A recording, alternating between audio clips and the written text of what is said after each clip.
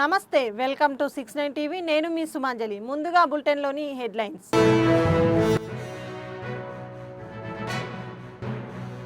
ఉత్తర తెలంగాణలో బీభత్సం సృష్టించిన వర్షాలు.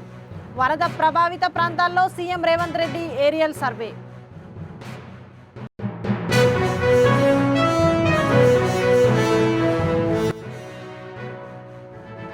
నదుల అనుసంధానానికి పొరుగు రాష్ట్రాల సమ్మతి అవసరం లేదు. కీలక వ్యాఖ్యలు చేసిన ఏపీ మంత్రి ఆనం రామనారాయణ రెడ్డి.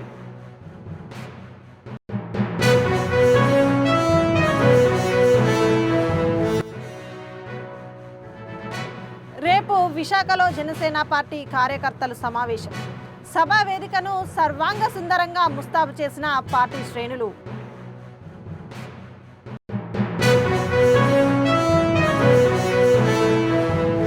డీటెయిల్స్ లోకి వెళ్తే, తెలంగాణ రాష్ట్రంలోని పలు జిల్లాల్లో గత 2 రోజులుగా కురిసిన భారీ వర్షాలకు వరదలు బీభత్సం సృష్టించాయి. ఈ నేపథ్యంలో సీఎం రేవంత్ రెడ్డి వరద ప్రభావిత ప్రాంతాలైన ఉత్తర తెలంగాణలోని పెద్దపల్లి, కామారెడ్డి, మెదక్ జిల్లాల్లో ఏరియల్ సర్వే నిర్వహించి పరిస్థితిని సమీక్షించారు. ఈ సర్వేలో సీఎం రేవంత్ రెడ్డితో పాటు భారీ నీటిపారుదల శాఖ మంత్రి ఉత్తమ్ కుమార్ రెడ్డి, పిసిసి అధ్యక్షుడు మహేష్ కుమార్ గౌడ్ పాల్గొన్నారు.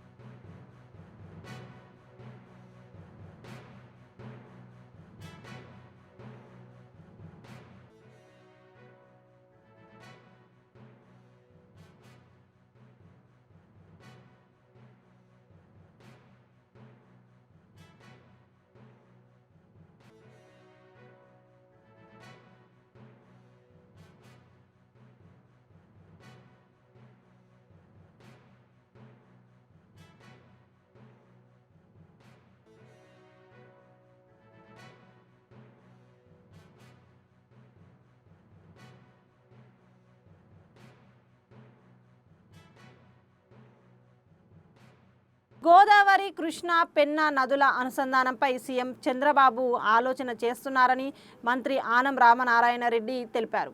84,000 కోట్లతో ప్రణాళికలు రూపొందించామని, సముద్రంలోకి పోయే వృధా జలాలపై కూడా రాజకీయ ప్రయోజనాల కోసం కొందరు రాద్ధాంతం చేస్తున్నారని మండిపడ్డారు. నదుల అనుసంధానానికి పొరుగు రాష్ట్రాల సమ్మతి అవసరం లేదని కీలక వ్యాఖ్యలు చేశారు. అదే జరిగితే రాయలసీమ ప్రాంతంలో 2వ పంటకి సాగునీరు ఇవ్వగలమని స్పష్టం చేశారు. అందరికీ నమస్కారం.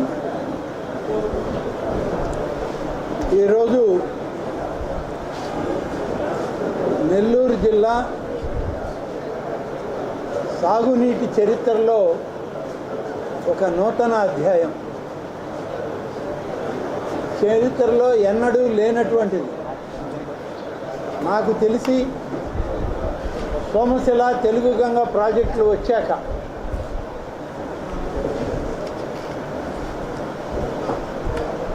ఈ 2 ప్రాజెక్టులు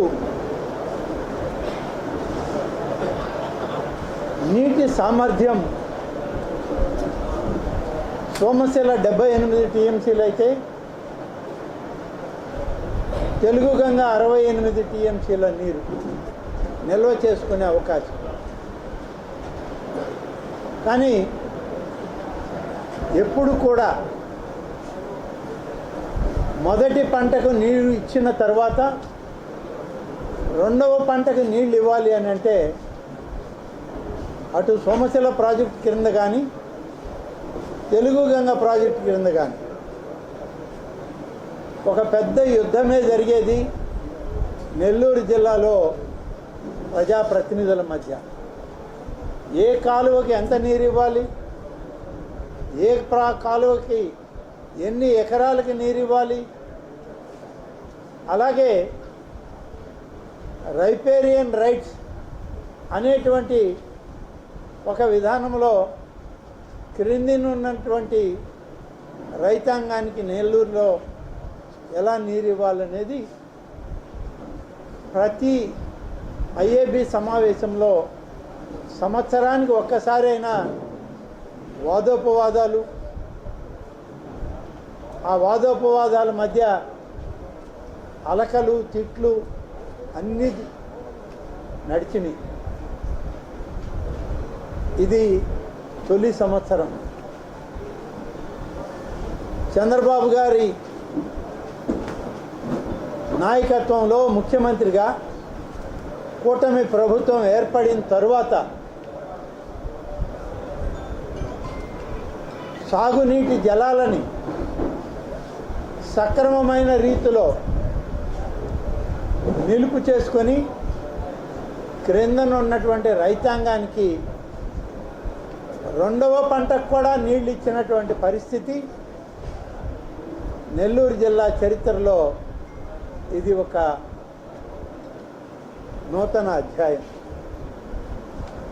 మొదటి పంట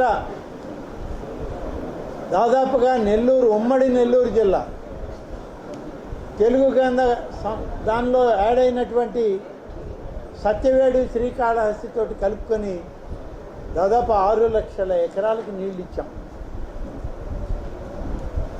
పంట అయిపోయింది. రెండవ పంటకి నీరు ఇవ్వాలి అని వచ్చినప్పుడు రెండవ పంటకి ఎంతవరకు నీళ్ళు ఇవ్వగలమని ఆలోచిస్తే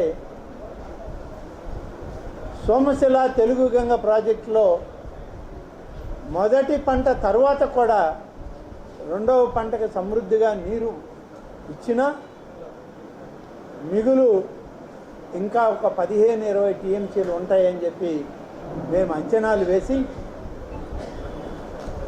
రెండవ పంటకి ఉమ్మడి నెల్లూరు జిల్లా సత్యవేడు కాళహస్తి కలిపి 5,24,000 ఎకరాలకి రెండవ పంటకి నీరు ఇచ్చాం.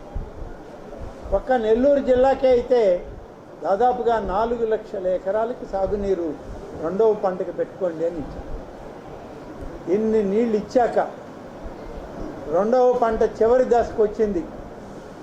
మరొక 20-25 రోజుల్లో కోతలు మొదలవుతాయి.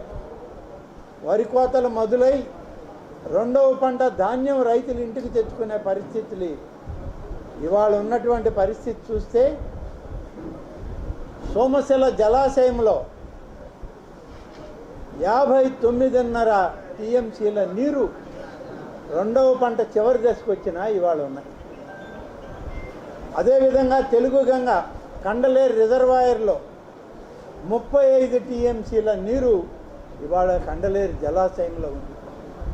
అంటే ఇంచుమించుగా 94 టీఎంసీల నీరు ఈ 2 రిజర్వాయర్లలో ఇవాళ మన దగ్గర నిల్వ చేసుకోగలిగాం. సమర్థవంతమైనటువంటి పాలనకు, సమర్థవంతమైనటువంటి నీటి యాజమాన్యానికి ఇవాళ పెట్టింది పేరు చంద్రబాబు నాయుడు గారి యొక్క పరిపాలన అని చెప్పడానికి సుపరిపాలనలో తొలి అడుగులో భాగంగా ఈ కార్యక్రమాన్ని ఇవాళ మీ అందరికీ తెలియజేస్తాం. వృధా నీటిని తగ్గించాం. ఎక్కడ కూడా ఒక చిన్న చుక్క నీరు వృధా కాకూడదని ప్రతి నీటి చుక్క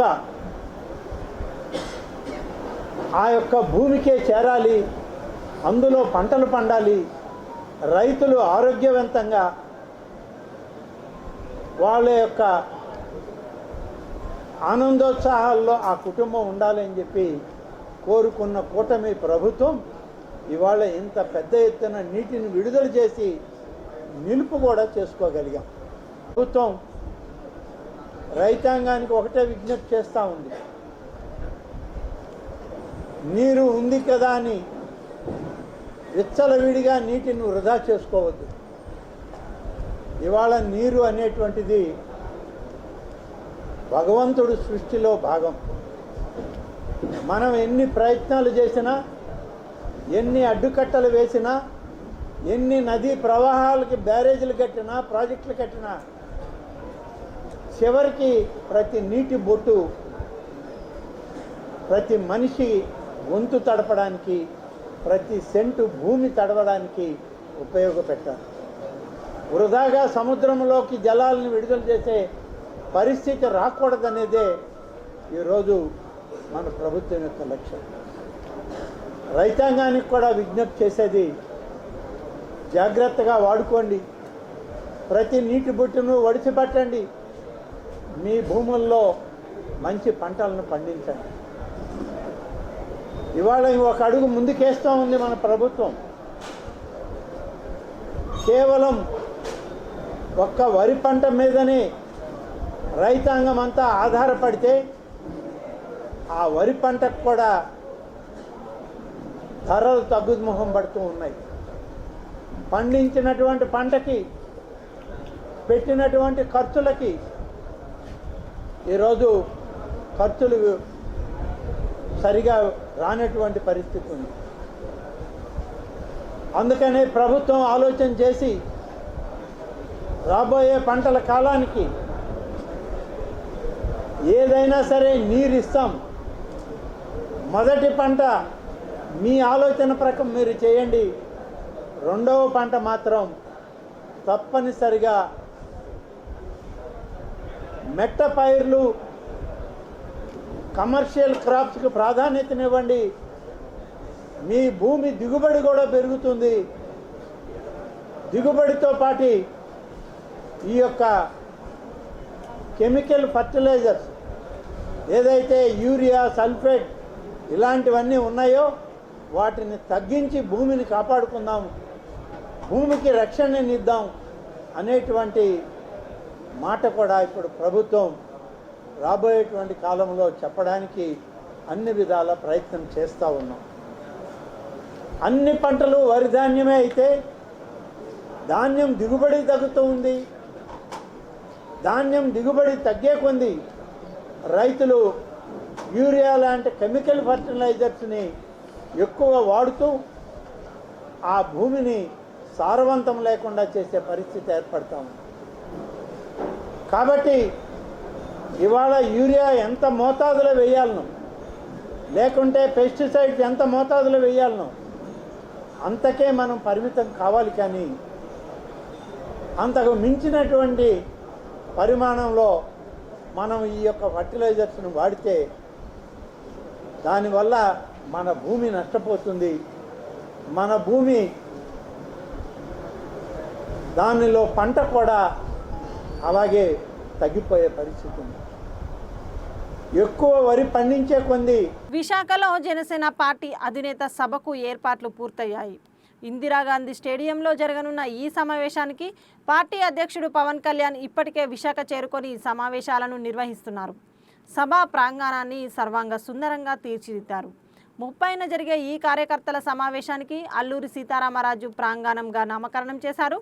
ముఖద్వారాలకు తెన్నేటి విశ్వనాథం, కోడి రామ్మూర్తి, గురజాడ అప్పారావు, వీరనారి గుండమ్మ, మహాకవి శ్రీశ్రీల పేర్లను ఖరారు చేశారు. భారీగా పార్టీ నాయకులు చేరుకోవడంతో విశాఖలో జన సైనికుల సందడి నెలకొంది.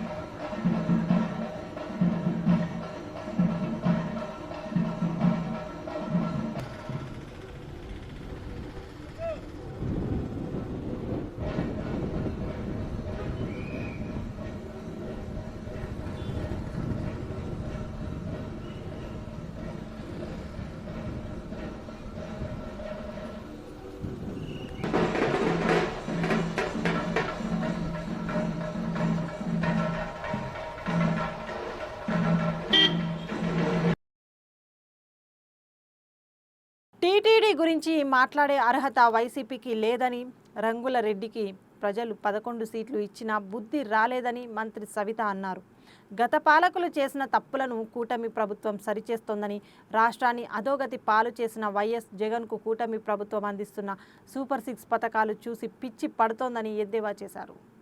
కూటమి ప్రభుత్వం అధికారంలోకి రాగానే అభివృద్ధి ధ్యేయంగా పనిచేస్తున్న విషయం ప్రపంచానికే తెలుసు. మరి రాష్ట్ర ప్రజలందరికీ ఈరోజు సూపర్ 6 పథకాలు కావచ్చు, ఉపాధి కావచ్చు, సంక్షేమ పథకాలతో పాటు సంపద సృష్టించి రాష్ట్రానికి ఈరోజు ఉపాధి కల్పిస్తూ సంక్షేమ పథకాలు అందజేస్తూ అభివృద్ధి ధ్యేయంగా మనం పనిచేస్తున్నాం. ఈ అతి తక్కువ కాలంలోనే ఒక పక్క రాజధాని, ఒక పోలవరం, ఒక పక్క సూపర్ 6, మరి ఆర్ఎంబీ రోడ్స్ కావచ్చు, ఎన్ఆర్జీఎస్ రోడ్స్ కావచ్చు, అన్నా క్యాంటీన్ కావచ్చు, అన్ని సెక్టార్స్లోనూ ఈరోజు రాష్ట్రం అభివృద్ధి జరుగుతుందనే విషయం ప్రజలందరికీ తెలుసు. కానీ వైసీపీ వారికి మాత్రం భయం పుట్టుకొని మేము చేయలేని పనులు వాళ్ళు అతి తక్కువ కాలంలోనే పూర్తి చేస్తున్నారు, ఏదో విధంగా డైవర్షన్ చేయాలని చెప్పి జగన్మోహన్ రెడ్డి బ్యాచ్ ఏ విధంగా అయితే బురద మనం అందరం చూసాం.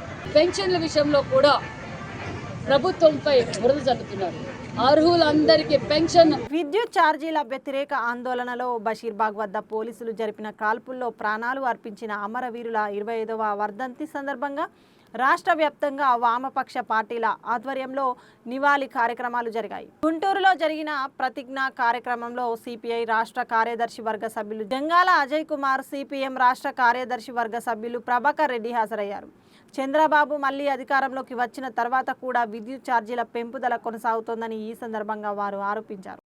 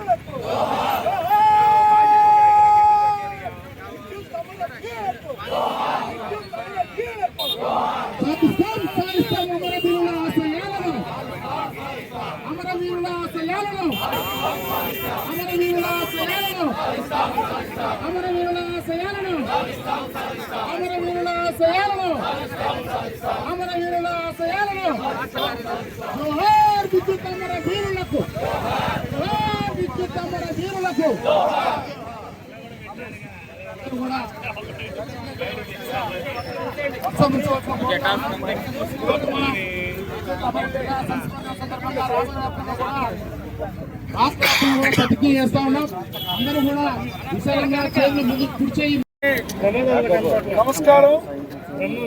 సరిగ్గా 25 సంవత్సరాల క్రితం ప్రస్తుతం అధికారంలో ఉన్నటువంటి చంద్రబాబు నాయకత్వంలో తెలుగుదేశం పార్టీ విద్యుత్ సంస్కరణలు ప్రవేశపెట్టినప్పుడు ఈ రాష్ట్రంలో ఉన్నటువంటి 9 వామపక్ష పార్టీలు పెద్ద ఎత్తున పోరాటానికి పూనుకొని చివరిగా చలో అసెంబ్లీ పిలుపునిచ్చినటువంటి నేపథ్యంలో అత్యంత రాక్షసంగా చంద్రబాబు నాయుడు ప్రభుత్వం పోలీసు కాల్పులు జరిపితే ఆ కాల్పుల్లో అమరులైనటువంటి 3 వీరులు బాలస్వామి, విష్ణువర్ధన్ రెడ్డి, రామకృష్ణ వీళ్ళు మృతి చెందారు. అలాగే వేల సంఖ్యలో కామ్రేడ్స్ గాయాల పాలయ్యారు. చేతులు విరిగి, కాళ్ళు విరిగి, తలలు పగిలినటువంటి కామ్రేడ్స్ కూడా పెద్ద సంఖ్యలో ఉన్నారు. ఇదే సందర్భంలో మళ్ళీ చంద్రబాబు నాయుడు అధికారంలోకి వచ్చిన తర్వాత ఈ విద్యుత్ ఛార్జీల పెంపుదల పర్వాన్ని మరింత వేగవంతం చేస్తూ ఇవాళ కరెంటు బిల్లులు ఎలా వస్తున్నాయంటే దేశం గర్వించదగ్గ క్రీడాకారుడు మేజర్ ధ్యాన్ చంద్ను స్మరించుకుంటూ గతానికి భిన్నంగా జాతీయ క్రీడా దినోత్సవాన్ని ఘనంగా జరుపుతున్నామని షాప్ చైర్మన్ రవినాయుడు తెలిపారు. విశాఖలోని ఏయూ కన్వెన్షన్ వేదికగా జాతీయ క్రీడా దినోత్సవం సందర్భంగా క్రీడాకారులను సన్మానిస్తున్నామని, వేడుకలకు మంత్రి లోకేష్ ముఖ్య అతిథిగా విచ్చేస్తున్నారని తెలిపారు. ఈ ఏడాది 24,700 మంది క్రీడాకారులను భాగస్వామ్యం చేశామని, వచ్చే ఏడాది నిర్వహించే నేషనల్ స్పోర్ట్స్ డేలో 1,00,000 మంది క్రీడాకారులను భాగస్వామ్యం చేస్తామని తెలిపారు.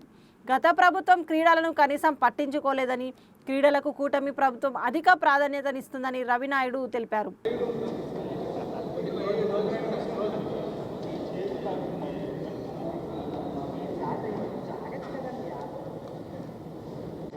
స్టూడెంట్ డేస్ నుంచి మంచి సపోర్ట్.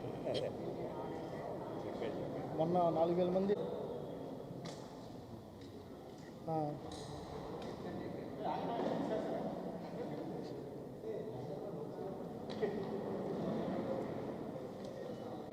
రెండో వాళ్ళు కదా నా మేనవాళ్ళు కిరణ్ బాయ్. చంద్రబాబు నాయుడు గారికి కబడ్డీ ఇష్టం. మీరన్నిటి 30% ఎవరైతే ఏ లీగ్స్ పెట్టినా తెలుగు వాళ్ళు పెట్టేటట్టు మాట్లాడతారు. Okay, thank you so much.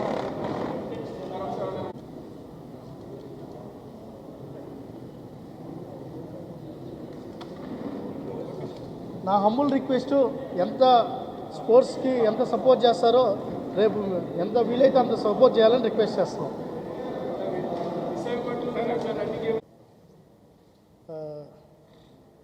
Electronic and print media వారికి నమస్కారాలు తెలియజేసుకుంటూ, రేపు ధ్యాన్ చంద్ గారి, మనకందరికీ తెలుసు ధ్యాన్ చంద్ గారు ఈ దేశం గర్వించదగ్గ క్రీడాకారులు.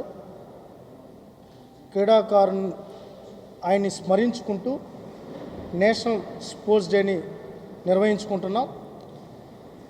దానికి సందర్భంగా రాష్ట్ర వ్యాప్తంగా గతంలో నేషనల్ స్పోర్ట్స్ డే అంటే బాపట్ల జిల్లా అద్దంకి మండలం జార్లపాలెం గ్రామంలో మంత్రి గొట్టిపాటి రవికుమార్ పలు అభివృద్ధి కార్యక్రమాల్లో పాల్గొన్నారు. ఆయన 50 లక్షల రూపాయల వ్యయంతో నిర్మించిన సీసీ రోడ్లు, సైడు కాల్వలను ప్రారంభించారు. అలాగే 1 కోటి రూపాయల వ్యయంతో నిర్మించనున్న తారు రోడ్డుకు శంకుస్థాపన చేశారు. ఈ సందర్భంగా 35 మంది లబ్ధిదారులకు ముఖ్యమంత్రి సహాయ నిధి చెక్కులను మంత్రి రవికుమార్ అందజేశారు. కొన్ని రోడ్లు అడిగారు, వచ్చేప్పుడు దారిలో మెయిన్ కావాలి ట్రైన్ అడిగారు, అది ఒకటి చేపిస్తామని చెప్పాము. ఇప్పుడు జలజీవన్ మిషన్ 50 లక్షలు శాంక్షన్ అయింది. తారు రోడ్డు 1 కోటి రూపాయలు ఇచ్చాము. 1 సంవత్సరం 3 నెలల్లోనే 4 నెలల్లో ఇన్ని కార్యక్రమాలు చేశాం. ఇది కాకుండా అభివృద్ధి కాకుండా మీరు చూస్తా ఉన్నారు, పెన్షన్లు 4,000 ఇచ్చాము, 4,000 రూపాయలు చేశాం ఒకేసారి. పోయినసారి జగన్ గవర్నమెంట్ లాగా 2,000 నుంచి 3,000 చేయడానికి వాళ్ళకి 5 సంవత్సరాలు పట్టింది. చంద్రబాబు నాయుడు గారు ఒకే సంతకంతో 4,000 చేశాడు, 3,000 నుంచి కొన్ని 6,000 చేశాడు. కొంతమందికి ఆరోగ్యం బాగాలేని వాళ్ళకి 10,000 ఇచ్చాము. పూర్తిగా వికలాంగ తత్వం ఉండి మంచంలో ఉన్న వాళ్ళకి 15,000 ఇచ్చాం. ఇటీవల కాలంలో కొంతమంది ఊరక ప్రచారం చేస్తా ఉన్నారు, పెన్షన్లు తీసేస్తున్నారు, వికలాంగులు లేని పెన్షన్లు తీసేస్తున్నారు. ఎవరైతే దివ్యాంగులు ఉన్నారో వాళ్ళ పెన్షన్ ఎవరితో కూడా టచ్ చేయట్లా. ఆ ముసుగులో ఎవరైతే దొంగ పెన్షన్లు తీసుకున్నారో వాళ్ళకైతే తప్పకుండా తీసేస్తాం. దాంట్లో మొహాటం లేదు, బహిరంగానే చెబుతున్నాం. పెన్షన్ అర్హులు కావాలి, అనర్హులకి పెన్షన్ పట్టుకోవడానికి వీల్లేదు. అర్హులైన ఎవరికైనా. గుంటూరు పశ్చిమ నియోజకవర్గ ఎమ్మెల్యే మాధవి రోడ్ల పక్కన ఉన్న చిన్న వ్యాపారస్తులను ఎటువంటి ప్రత్యామ్నాయ మార్గాలు చూపించకుండా ఖాళీ చేయించడం వల్ల ప్రభుత్వానికి చెడ్డ పేరు వస్తుందని మున్సిపల్ కౌన్సిల్ సమావేశంలో అన్నారు. అధికారులు అనవసరమైన స్థలాల్లోకి వెళ్లి చిన్న వ్యాపారాలపై ఇలా చేయడం సరైన పద్ధతి కాదని ఆమె ఆగ్రహం వ్యక్తం చేశారు. రోడ్డు ఎంక్రోచ్మెంట్స్ ని తీస్తున్నారు, చాలా సంతోషం అధ్యక్ష. దాని అర్థం రోజుకి 200 వస్తే గానీ వాళ్ళ ఇళ్లు గడవని పరిస్థితిలో ఉన్న పేదల్ని తీసేసి వాళ్ళని అగమ్య గోచరానికి గురి చేయాల్సిన పరిస్థితి మనకు లేదు అధ్యక్ష. ఈరోజు కలెక్టర్ ఆఫీసుల ముందు లేదంటే మా ఆఫీసుల ముందు ఇలాంటి చిరు వ్యాపారస్తులు వచ్చి ధర్నాలకు పాల్పడుతున్నారు అని అంటే ఇది మన పరిపాలన మీద ఒక మచ్చగా ఏర్పడుతుంది అధ్యక్ష. ఈరోజు ప్రతి ఒక్కరు మనం చాలా మంచి ప్రభుత్వంగా, అందరికీ అందుబాటులో ఉండే ప్రభుత్వంగా, అభివృద్ధికే పెద్దపీట వేసే ప్రభుత్వంగా, పేదల పెన్నిధి ప్రభుత్వంగా మనం ముందుకెళ్తున్న క్రమంలో ఇలాంటి చిన్న చిన్న విషయాల మీద ప్రజలకి. విశాఖ జనసేన ఎగ్జిక్యూటివ్ కౌన్సిల్ సమావేశంలో యలమంచిలి ఎమ్మెల్యే విజయ్ కుమార్ కీలక వ్యాఖ్యలు చేశారు. ఎన్ని ఇబ్బందులు వచ్చినా ఊపిరి ఉన్నంత వరకు జనసేన పార్టీ జెండా ఎప్పుడూ నిలిచే ఉంటుందని పవన్ కళ్యాణ్ చెప్పారని అన్నారు. రాష్ట్ర దేశ భవిష్యత్తు కోసం కూటమి పనిచేస్తుందన్నారు. గత వైసీపీ పాలనలో కనీసం జనవాణి కూడా నిర్వహించుకోకుండా ఇబ్బంది పెట్టారని ఆయన వాపోయారు. మరి ఈరోజు మా శాసనసభ్యులు అందరితో కూడా పొద్దున్న ఒక మీటింగ్ జరిగింది. ఇప్పుడు మా ఈసీతో కూడా మధ్యాహ్నం నుంచి మీటింగు జరిగింది. అందులో పెద్దలు పవన్ కళ్యాణ్ గారు అనేక విషయాలు మాట్లాడడం జరిగింది. ముందుగా 2024 ఏదైతే మా విజయం ఉందో అది మా మొదటి మెట్టుగా, దాన్ని ఆరంభంగా మా నాయకులు పవన్ కళ్యాణ్ గారు చెప్పడం జరిగింది. నా గొంతులో ఊపిరి ఉన్నంత వరకు ఈ పార్టీని నడుపుతానని చెప్పడం మా అందరికీ చాలా ఆనందంగా, సంతోషంగా మేము పరిగణించాం, ఆనందపడ్డాం. అలాగే ముఖ్యంగా మరి సిద్ధాంతాలు. బులెటిన్ ముగించే ముందు హెడ్లైన్స్ మరోసారి.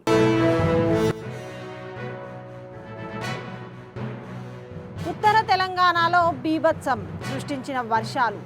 వరద ప్రభావిత ప్రాంతాల్లో CM Revanth Reddy aerial survey.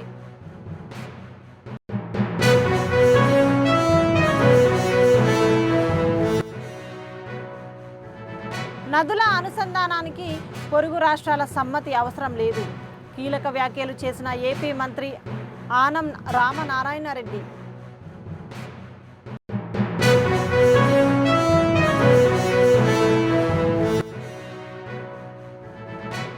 రేపు విశాఖలో జనసేన పార్టీ కార్యకర్తల సమావేశం. సభా వేదికను సర్వాంగ సుందరంగా ముస్తాబు చేసిన పార్టీ శ్రేణులు.